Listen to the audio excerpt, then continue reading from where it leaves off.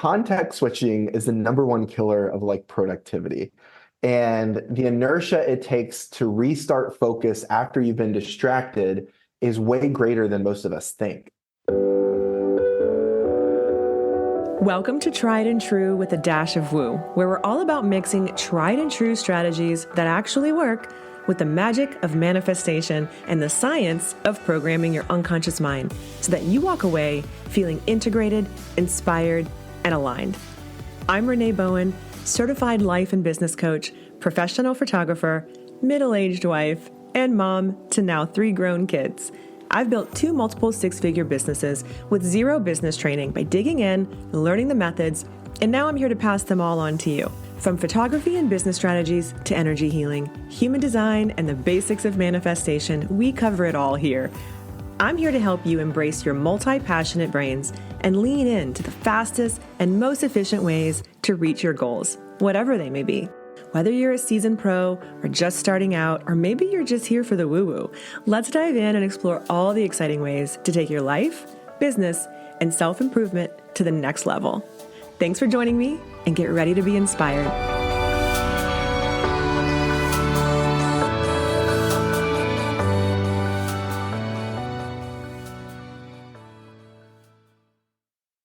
Hey friends, welcome back to Tried and True with a Dash of Woo. This is Renee Bowen, your host. Thanks for joining me again today. I have a really amazing guest for you. I found Jon Jon Wesolowski on TikTok a while ago. And when I tell you, he drops like the most amazing and useful tips for creatives and anyone with a creative brain or an ADHD brain. He helps people so much with his content. So I knew I had to get him on the show. Okay.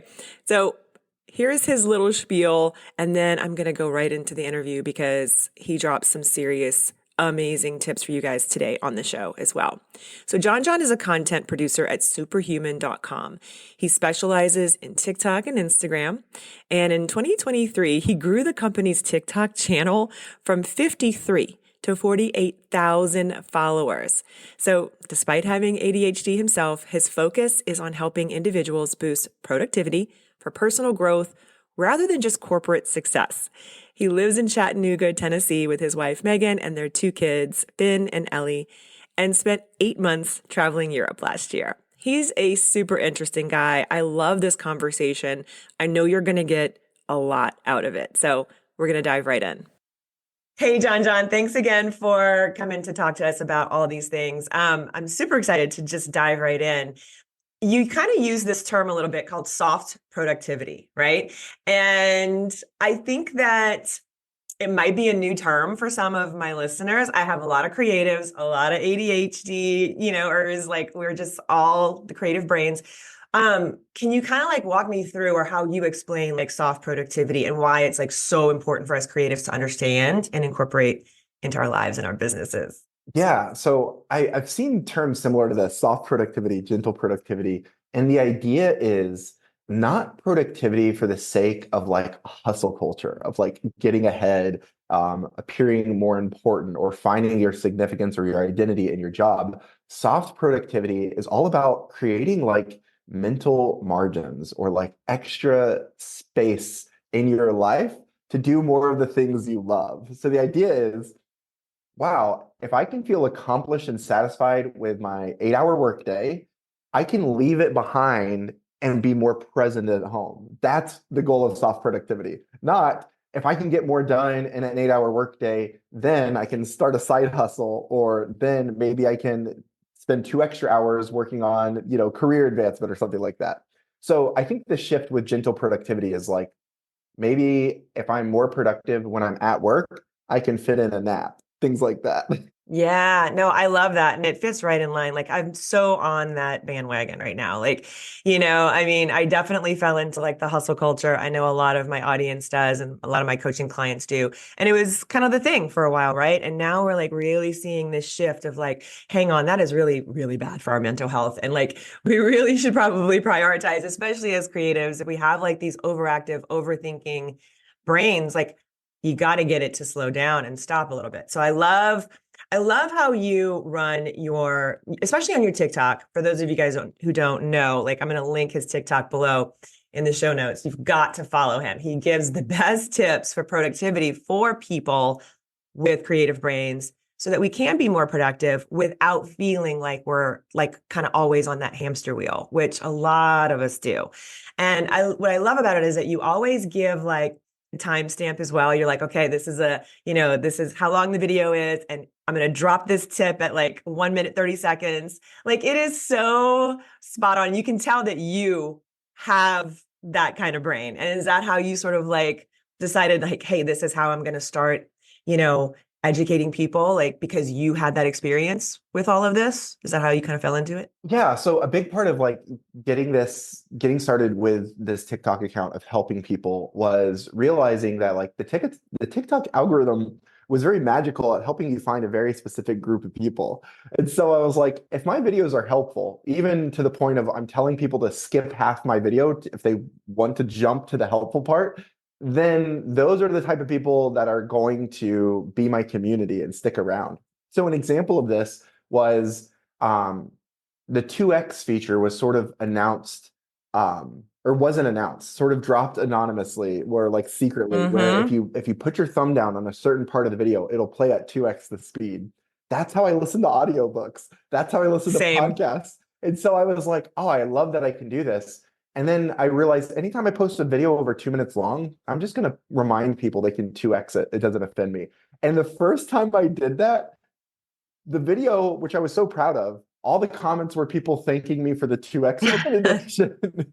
So sometimes like your popularity can be just being helpful for people, meeting them where they are. And that's what I strive to do is like, okay, maybe if they skip to the helpful part of how to empty out their Gmail inbox, they'll miss my waxing poetic about productivity, but that's okay because at the end of the day, I want to see them helped.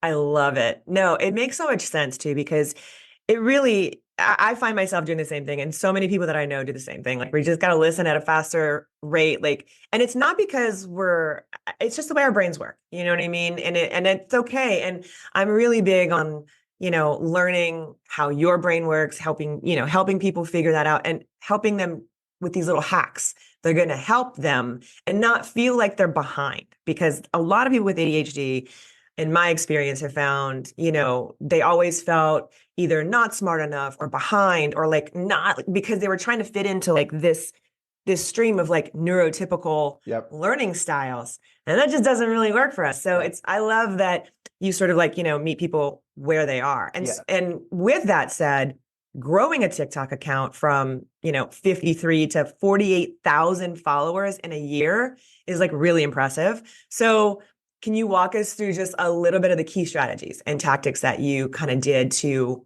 you know, grow that for Superhuman and, just kind of walk us through that, especially given your experience with ADHD? Yeah. So if you're looking to grow a community on TikTok, there are three things which almost like a good church sermon, all start with the same letter. There are 3 points that you're going to want to hit.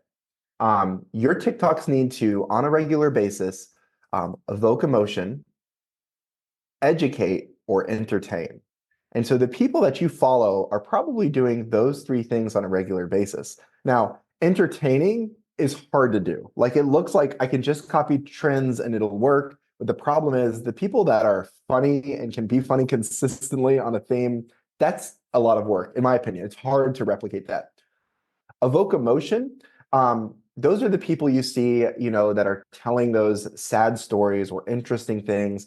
But a lot of times I see that sort of devolve into like um, I don't know, showing off or something. They end up being the type of people that film themselves doing charitable work. And so what I found the easiest for any business to be consistent on is the education bit. Like people leave that video learning something, and TikTok builds so much of its algorithm around that to the point where I'm just like watching stuff that I never thought it would be interesting to me, but I'm like, wow, this guy is showing me how to repair a light pole. And like, I never thought of all the logistics that go into it. Like those sort of things like get me to stop in my tracks. So the first thing I tell people is focus on those three E's. Are you evoking emotion? Are you entertaining? Or are you educating? And then what I tell a lot of people that I like when I'm doing consultation, like I tell them like education is probably the best bit. So that's the first part of it. The second bit is I tell people reduce the friction to posting. That is to say, lower your standards, because if you have too high standards, you won't post enough to actually do something about it. So when Superhuman asked me to take over the business account, one of the questions the like CMO asked was like, okay, what is your budget? Like, let's say I gave you tens of thousands of dollars for the next 6 months. How would you allocate that money? I said, I don't need money. I need trust. And the trust is some of my videos will have typos in them. Sometimes it'll be grainy. The audio won't be ideal. I was like, but you just need to trust it's going to work. And Superhuman is sort of a premium brand. Like people do case studies on how nice Superhuman looks in every aspect of the brand. But I was saying, trust me, let me be a little bit messy. And that was because if the standard was too high to make videos, I wouldn't make enough videos. The third thing, and this is where most people that I give advice to, this is where they stop. Are you familiar with Ira Glass from This American Life? Are you familiar with this concept of the gap? Yes. Okay. But explain it a little bit I'll for people explain it. because I Yeah. don't know if everybody Yeah, else yeah. is. So the idea is when you decide to do something or you're passionate about something, it's usually because you have good taste in that area. So imagine you're a food critic who decides to become a chef. You know what good food tastes like. But there's going to be an amount of time before you cook food good enough for your taste. So if you're a creative and you want to start a podcast, you know what a good podcast tastes sounds like, but it's going to be a while before you're making podcasts that are up to your taste. And the area in between that, Ira Glass calls the gap, and you need to fill that gap with experience. So when I tell people to want to get started on TikTok, is I say, write down 40 video ideas, not 40 scripts, not 40, write down 40 video ideas. And then each day you're going to record a video on one of those things using them as prompts. So if you go to a photographer and you ask them, a question about lighting, they don't have to write a script. They'll just start talking about lighting or ISO or something like that. And Yeah. That's what these 40 ideas are supposed to be. Take 40 prompts and do a video a day for 30 days. I say 40 prompts because usually there'll be prompts that you just like don't want to record or whatever. So a video a day for 30 days.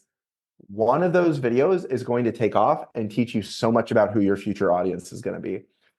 So that third tip is probably the most daunting, but the most important. That every brand I work with and consult with, you got to do this. And I even have clients I've worked with who have grown a big audience and they feel like they've plateaued. And I'm like, okay, let's redo the 40 prompts. Let's come up with 30 new video ideas. And that's how they sort of break out of a slump as well. That's really good. Yeah, I kind of find myself a little bit there.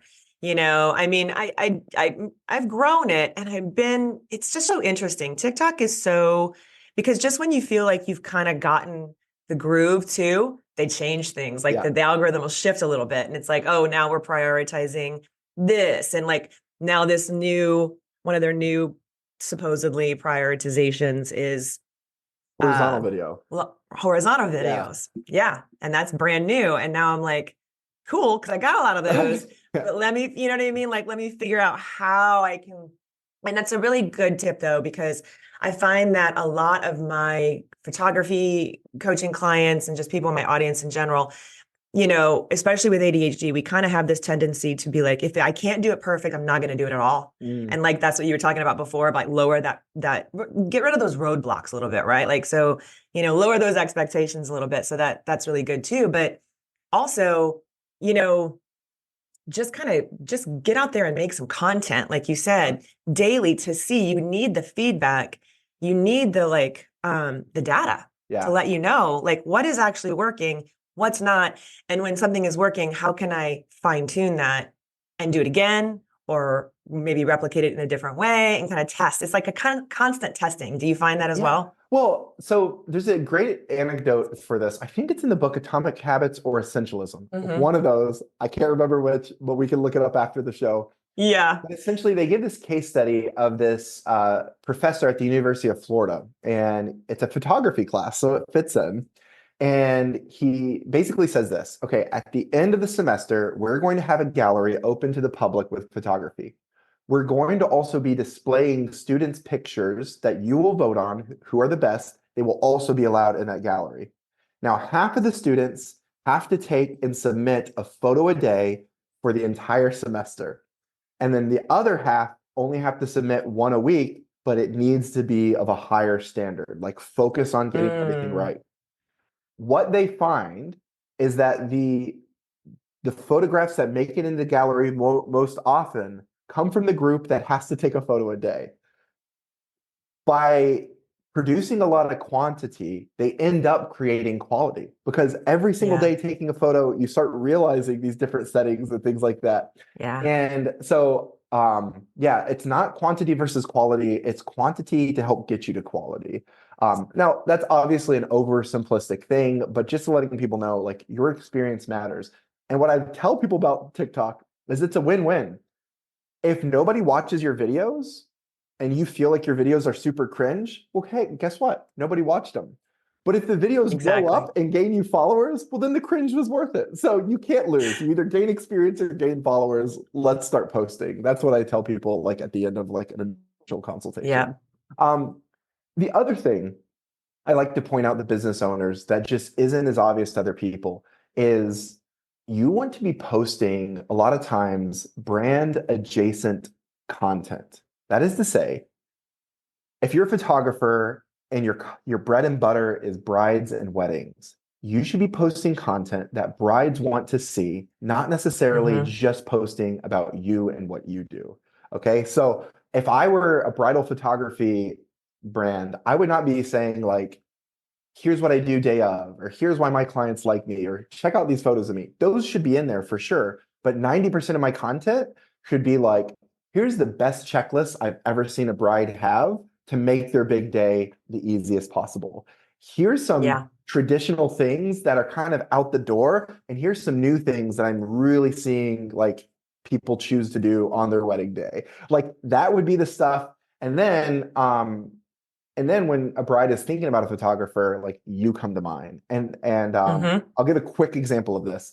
There is a TikToker named Joe Himley. He's one of my friends on TikTok. He's a realtor, but he never talks about real estate. He talks about historic homes and architecture in the Dallas area. And he's grown an Yep. audience talking about all these things. But if you were to say, or not Dallas, DC, if you were to say, hey, I'm moving to Washington, DC, do you know a realtor? I'd be like, yeah, Joe Himley. And so he could have talked about market reports or housing updates, but I don't care about that. And I would never follow him because I don't live there. But now that he's talked about something to grow a bigger audience, there's thousands of people who will think of Joe Himley as a first realtor when they think about DC or the DC area. I love that example. Yeah, no, it's such a great piece of advice.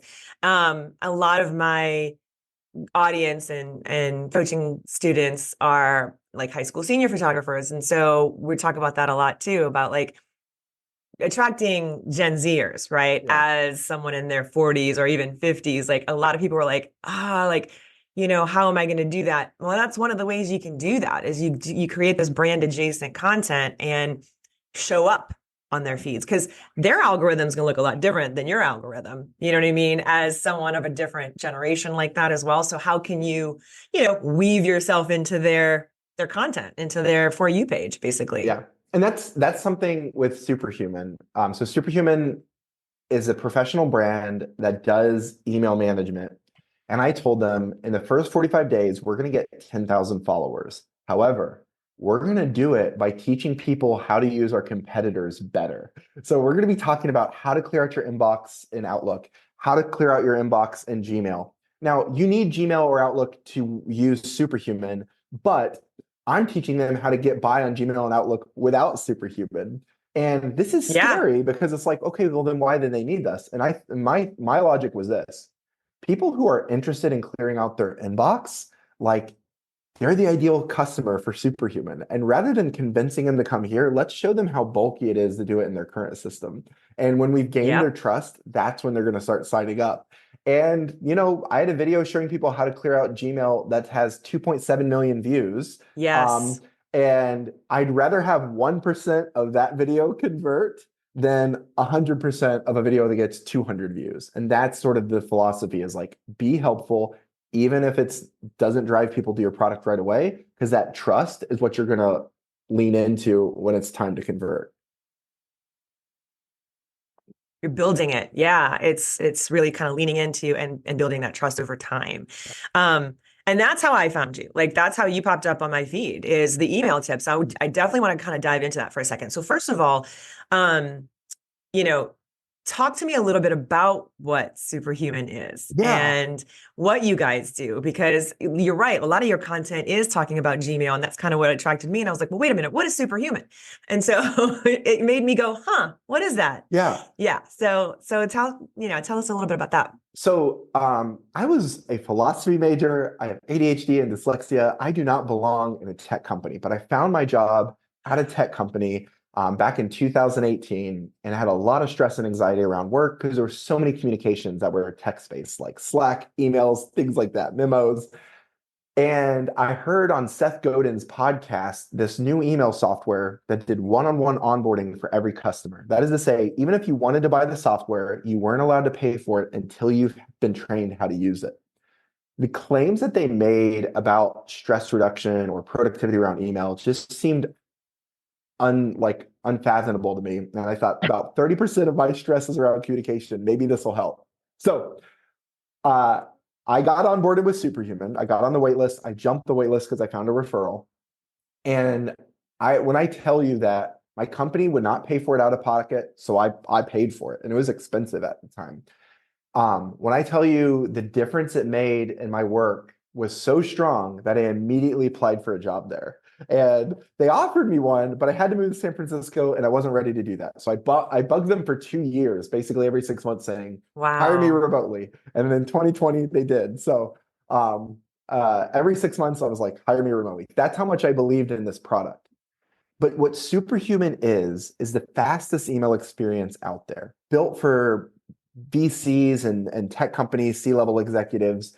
But what they found is that email isn't just the burden of a leader at a big company. We all have a lot of stress around email. And so what I tell people is think of email as waves coming in and you're sitting waist deep in water and it's pounding you and there's always another wave. A Mm-hmm. lot of email stuff tries to set up walls to protect you from the waves. Superhuman teaches you how to surf, how to feel good about the waves you catch, how to leave those waves behind and think there's going to be waves tomorrow and I'll be here to ride them when they come. And that sort of mental bandwidth, like what I call soft productivity, being able to leave my work behind when I'm done with work was perfect. So Superhuman does this by trying to get you into flow states and to sort of gamify your email. And that's really what it's all about. Yeah, and a lot of your tips are about that gamification, which is really kind of cool. So give us a little bit. I know that, just kind of like it would be impossible to, you've got so many videos on these and you guys can definitely you should go check those out. But like, what are some of your top ones that you tell people with ADHD or creative brains, like just in general to help them with that flow state to get them out of that, fight or flight or freeze, because a Yeah. lot of people just like, I just don't even want to look. I've got so many Yeah. things going on. Yeah. Yeah. So what I tell people is all email handling, every time you go to handle email or a task in general, we think about it's a question we're trying to answer that we create our processes off of. What is this? When do I need to deal with it? Why is this important? And a lot of our systems are built off of the why and what. But what I tell Mm-hmm. people is build a system off of when you need to deal with it. So with email, if you try to figure out what this is and create labels and categories and sublabels and subcategories, you're going to spend a lot of time organizing tasks. And so much mental energy will be spent there that you won't feel like replying to them. So I actually tell people stop using labels, stop using folders, which for some people that's liberating, but for some people it scares the heck out of them. And Yeah. instead, I say this. If you are just trying to answer the question, when do I need to deal with this? You now only have to think of emails in three categories. Emails you're done with, archive them. Don't look at stuff you're done with. The archived is saved, searchable, never deleted. So archive it. Emails you need to work on today, keep those in front of you. You don't want to miss them.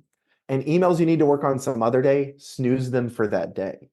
And what people realize is that when their inbox is empty, except for the things they need to work on today, all of a sudden it's so much easier to respond to those emails. So the number one tip, I think, is build a process based off of when you need to deal with that task, not what the task is or why it's important.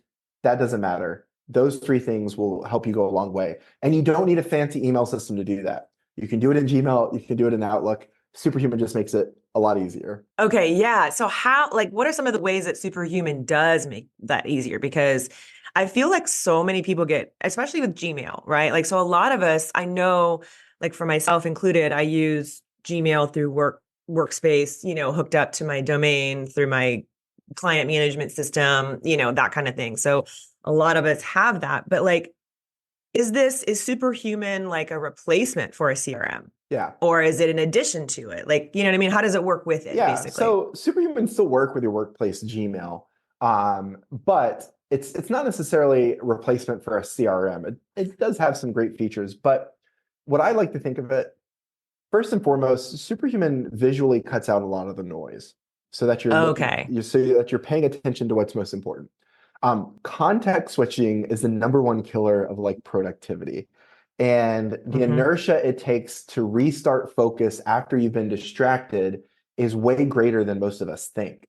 And the idea of getting into work without distraction is what this Hungarian researcher named Mihai Csikszentmihalyi called flow. And so this idea of flow is when you lose track of time. So when you're a kid and you're playing video games and you can't believe it's midnight, when you go onto TikTok and you're scrolling and you look up and an hour has passed, like that's the idea of flow. And Superhuman bases everything on that. So here's a few ways that it works. One, context switching is an evolutionary survival response. Like when we walk past bushes, it kept our ancestors alive to worry about not what they were holding, but what's in those bushes. And so as a result, this is why when you walk through a doorway, you often forget what you were coming in that room to do. It's because the context switch set all of your mental energy to, we're in a new space. Am I at risk? Now, this happens online virtually when windows pop up, when you're looking at different things, when notifications happen. So Superhuman, by reducing visual noise, increases flow by reducing the chance of context switching. The next thing is when you take an action in Superhuman, it's designed to bring you to the next action. And so in your Gmail, if you archive an email, it pops you back out to the inbox, which now you need to restart and think, okay, what do I do next? In Superhuman, when you archive an email, it brings you down to the next email. It's little things like that. And then Yeah. lastly, the speed of the software helps as well. So Gmail found that the speed threshold for distractibility is 100 milliseconds. If you click on something and it takes 101 milliseconds for something to happen, there's an opportunity for you to get distracted. So every function in Superhuman, including search results, comes back in under 100 milliseconds. So that's what Superhuman is going for, to like keep you focused, to make it feel like a game. I could go on and on. There's lots of other things. I could highlight features that help, but that's the idea of it, is built to reduce visual noise to get you into a flow state. That's fascinating. I love that because my husband I need to kind of get him on board with this, like, because he has ADHD really bad. And that's one of his main things. He's like, I can't even, like, my Gmail just, and I've tried to help him, like you said before, like for me, all I sort of like knew how to do was label and create those things. But my brain is okay with that. Like, I like, you know what I mean? Like, that's just kind of how my brain sort of works. He's like, oh my God. Like, he looked at all of my labels and all that stuff. He's like, I immediately shut down. And a lot of my clients are like that. So I love the simplification, like you said, like you reduce the noise, right? That's a huge, huge thing, because sometimes you just can't really do that within the platform, like as much as you need to. And I find that that's really helpful. Yeah. And so a couple of things. So one, with the ADHD mindset of it, what I like to tell people is like ADHD isn't a lack of attention. It's a misallocation of attention. And it's your brain directing your attention to things that don't align with societal norms. But people with ADHD get hyper focused and hyper fixated with the word when the thing aligns with what their brain tells them to focus on. And what I found with Superhuman is the triaging aspect of it, which is when you start your day, going through your emails before you start responding to them, go through every one, archive ones you're done with, set reminders for future ones. The triaging aspect getting gamified was a game changer for me. It's where I went from like ignoring my email to the last possible minute at work. Every review I got at work was around communication, to going to where, okay, now I'm an expert on it, speaking about it on TikTok. Like, that is the difference it made for me, and realizing like, okay, it's just a misallocation of my attention. The other thing is this: a lot of little tasks have friction at the beginning that keep us from taking action, and that the hardest part is getting started. And that's really where a lot of the features of Superhuman come in. So with AI, if you have a big thread of emails and you need to get caught up on them, in Superhuman, you can just say, summarize, and it can tell you what everybody said in a short bulleted list. And then you can even put that into the email and send it off to someone else and say like, hey, here's to catch you up to date on the conversation. It has things like snippets and templates, where in Gmail, if you go to get a template, you click a drop down, you click another drop down, you select the template, you start editing it. In Superhuman, you just hit a shortcut and type in calendar, and it drops in your calendar template. So with Superhuman, it's like reducing friction on the front end of tasks so that you're less likely to procrastinate on them. That has also been something that's huge for me. So I'm not afraid to make TikTok videos that say, here's how to use templates in Gmail. But if you're using Gmail and you're not finding yourself using templates, here's how Superhuman makes them incredibly accessible. I loved just recently you did one about, I think it was that summary thing where you and it was, I think, the AI feature that you were talking about, like how you can and voice text it. Like you could talk into it and you could say, make it shorter or something like that. And I was like, what the actual hell is this? Like, that's amazing. So run me through, tell us about that, because I think that's kind of like life-changing. So honestly, one of the things that so earlier you talked about ADHD and like embracing things like audiobooks at 2x speed, which for me was a game changer. Like, I love reading, but I would read in a good year 12 books a year, and a normal year less than 5. And I love reading. I love reading. But when I decided that reading with my ears was the same as reading with my eyes, like, I just stopped saying I listened to that book and I just said I read that book.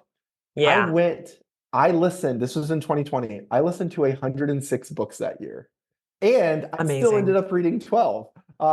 So I think that mindset shift has been really helpful for getting people ahead, and AI has been an absolute game changer for me. So you can do this in most AIs, but you can also do this in Superhuman. And I would avoid emails that I read on my phone because I don't want to type out an email like this. So I'll pull up the AI on my phone and say, I want to write an email to Renee, thanking her for letting me be on the podcast. I want it to sound like it's from me and my voice, not overly formal. And I want to ask her how I can return the favor and be helpful, and if she would like to book a TikTok coaching session. And I just say that, and it pops up the email, and then I can accept it as is, or I can say shorter, make it longer, make it more in my voice, and it'll update it like that. So that's the idea of if you struggle with written communication, even if it's like typing out a prompt for an AI, just being able to turn on the microphone and talk to it makes all the difference.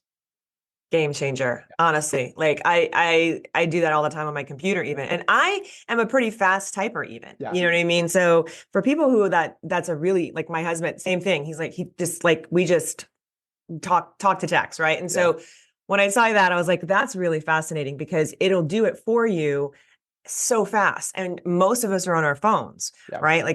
It's so much easier, but then you're right. That's a barrier for me. I don't love to respond to emails on my phone. So I love how that makes it easier for people to do that. Emails on a phone that are viewed on a phone have a much higher open rate than emails on a computer. That is to say, if someone sees your email initially on the phone, they're a lot more likely to actually open it and read it. Because usually if you're looking at your phone, you have time, you're not that busy. You're waiting in line at a coffee shop, things like that. However, emails that get responded to on a phone are way lower because they mark them as read and they forget about it. So imagine if in that instance, you're waiting for something, you have nothing better to do, you're on a park bench, you see it and you think, I'll get back to this when I'm at my computer. What if instead you just said, write an email saying that's great and ask these 2 following questions. When does it need to be done by? and can I have access to the document? And then just hitting submit and having to do that is 20 seconds, 10 seconds, rather than typing out a full email with your thumbs. So yeah. No, that's huge. I love it. Okay, we're gonna wrap up. I don't want to keep you here all day, but if there's one more thing that you could like impart, like something, that you see come up a lot with your, it could be about social media or email or productivity or soft productivity, whatever. Like, what's one of the main things that you have seen people struggle with and like a really, good quick fix for maybe even distractions or whatever? Something that's kind of top of mind for your audience that would be also useful to this audience. Yeah. Great question. The first, let me think about how to put this. Yeah. You are an expert to a large audience that doesn't know you yet. And when you see somebody making content that you wish you could make, um, instead of thinking that's my standard, that's what I have to look like, think that's who I'm going to be for a slightly different audience. So instead of trying to be like, if people say like, don't try to be, the next celebrity, try to be the first you. What I think you can take that literally and say, okay, I'm going to be inspired by this person who's doing the type of work I want to do, knowing that the pool is big enough, that the overlap is strong enough, that I'm going to find an audience that's just ever so slightly different. And this is why I'm such a proponent of TikTok. Make the content that helps people, and you'll find your audience there. And don't be afraid of helping people, even if it means they think they don't need your product or your service anymore. Because at the end of the day, if what you do is that good, they'll start seeing, okay, I'd rather just have Renee help me with this than try to do it myself. That's really, really good advice. Yes. I hope you guys all really take that to heart. That was awesome. Thank you so much for being here. Tell everybody where they can connect with you. Obviously, TikTok probably, but where do you like to connect with people and how can they find you if they do want to work with you and all that kind of stuff? Yeah, great question. So one, at Superhuman Co. is the TikTok that I manage around soft productivity and email. Direct message me. I fully run that account. I see the direct messages. I'm happy to talk. They can email me, Jon Jon, Jon, at superhuman.com if they want to get direct there. And if they're interested in Superhuman, superhuman.com/TikTok, they can try it out for free and let me know if you do it, because I'd love to give you some tips and tricks on getting started there. Fabulous. Thank you again so much. This has been amazing. I know that this is going to get a lot of people thinking about a lot of different things. And so I'm sure that you will get some of them reaching out to you. Thanks so much. This was Awesome. so awesome. I appreciate it, Renee. It's been a blast. I told you guys he was such a dynamic guest, and you guys have to go follow him on TikTok at least, or Instagram, or both. I mean, every day I learn something new from him. I swear, I thought I had this productivity thing nailed down until I started coming across his tips, and he just has really great insights. So I really hope you got a ton out of this episode. I would love to hear your feedback. As always, go ahead and hit me up at Renee Bowen over on Instagram. Shoot me a DM and tell me what you loved most about this episode. Go ahead and screenshot it, tag me and tag Jon Jon as well on Instagram so we can repost it. And as always, I'm going to ask you to leave a review for the show because you guys, the reviews really help so much. So you can make that really easy on yourself and just go to ratethispodcast.com/Renee Bowen. And it's going to pop up all of these different platforms. So it doesn't really matter where you're listening to the show. You can just click on the little icon and leave a really quick review and a rating. And it is so appreciated. So yeah, I am going to start my little giveaways soon again. I love to just choose a random person who leaves me a review, and I will send you an Audible book of your choice, actually. I'm a big Audible listener, and like Jon Jon and I were just talking about on this show, it counts as reading a book, you guys. So let me know what book you want, and I'll send it to you if you leave me a review. I really do want to know, though, what you're taking away from this episode. Like if you found something particularly helpful, please let me know, because also that's super important for me so that I can continue finding really amazing guests for us.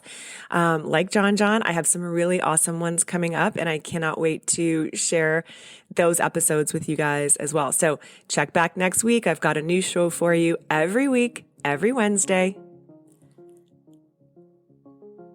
because I am always looking for new and insightful topics and discussions for us to have here. So I hope you have an amazing week. I'm definitely decompressing right now. I got back from the workshop that I held last week. It was absolutely amazing. I mean, I can't even express to you like the deeper connections we were able to make. Plus, we had a whole day of shooting some incredible models in downtown Los Angeles, both outside and at this really fun studio. So if you haven't seen my Instagram or any of the content there, go check it out at Renee Bowen. I'm going to be posting more as well because I got to get through like a couple thousand images to get them to the models and the boutique that we collaborated with and my hair and makeup artists. If you're a high school senior photographer, I don't always do these in-person workshops, but if you're interested in anything like that, go ahead and DM me and I'll put you on a wait list if I do announce anything like that. Again, I try and keep these for my Elevate members. I'll usually go out with my first chance at these to my Elevate and my Level Up one-on-one members, like my actual coaching students. So if you're coaching with me in either group or one-on-one, you're going to get access normally to those types of workshops and retreats first, but I'll go ahead and put you on a wait list if you're interested in working with me in that way. And I do have 2 spots open for one-on-one coaching right now. So I offer packages that are a minimum of 3 months because I really believe that you really need to commit and dive in. And I very rarely do one-off coaching calls. However, I might be announcing those pretty soon. So stay tuned for that. So if you're looking for just like a one-off coaching call with me to discuss one topic, I might have some capacity in February. I'm looking at my calendar right now, trying to get that all worked out for you guys. I definitely want to help if I can. Normally, like I said, it's a 3-month minimum commitment to work with me, but definitely check in. Let me know if that is something that you are interested in. You can always DM me on Instagram as well, and we can chat, and I'll let you know what that looks like. Otherwise, you can join us inside of Elevate, which is a really accessible group program for photographers. It's only $49 a month, and I'm going to be adding some really killer stuff to that program this month. Every month I add new stuff, and I give you guys tips and tricks, marketing, and mindset, because as we know, working with your peers inside of a group and staying accountable and getting actual coaching from me, it really makes a big difference. And I really feel like this is super accessible for most of you, and it's not a huge time commitment, but it's just enough to keep you on track. So I hope to see you inside Elevate as well. If you have any questions about any of that, hit me up over on Instagram or shoot me an email, Renee@reneebowen.com. And I will see you guys here next week.